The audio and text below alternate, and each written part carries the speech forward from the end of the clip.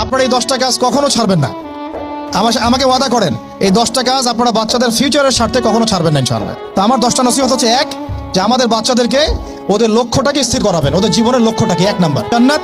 এবং আমাদের বরেণ্য যে মানে সিংহ পুরুষরা আছেন উম্মার, ওদেরকে চিনাই দিবেন, ওদের মতো ওদেরকে হতে বলবেন।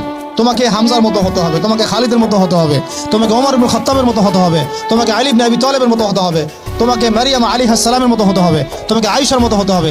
এই চেতনাগুলো ছোটবেলা থেকে ওর মধ্যে ইনস্টল করে। ও সামনে একটা রোল মডেল দেখবে যে আমাকে এরকম হতে হবে। এইসব ক্যাটরিনা সব ফেলান, এগুলা পরিমণি সব ফেলান, এগুলা বাদ দেন। যা চলতেছে যে সাকিব টাকিব সব বন্ধ করেন, এইসবে কোনো ফিউচার নাই। এইসব ফিউচার হয়তো দুনিয়াতে কিছু দিতে পারে, কিন্তু পরকালে আল্লাহ পাকের আযাব গজব থেকে বাঁচার কোনো অপশন নাই। 2 নাম্বার, সন্তানকে নিজের মনে করবেন না। সন্তানকে মনে করবেন এটা আল্লাহর আমানত আপনার কাছে। এই আমার ছেলে, এটা আমার ছেলে না, এই ছেলেটা আল্লাহ পাক আমাকে দিয়েছেন। বিশ্বাস করেন আমরা তো ওকে নেওয়ার জন্য চেষ্টাও করি নাই। এমন হয়নি আপনাদের সময়? সন্তান না চেষ্টা করতে সন্তান আসে নাই? কোনো ক্ষেত্রে এমন হয়েছে সন্তান নষ্ট করার মানুষ চেষ্টা করছে, তাও সন্তান আল্লাহ দিয়েছেন। সন্তান আমার না, সন্তান আল্লাহর দেওয়া, আমার কাছে আমানত। একে যদি আমি সুসন্তান রূপে মানুষ না করি, আগামী দিনে ওমর না বানাই, তাহলে আল্লাহ আমাকে ধরবে। That's all.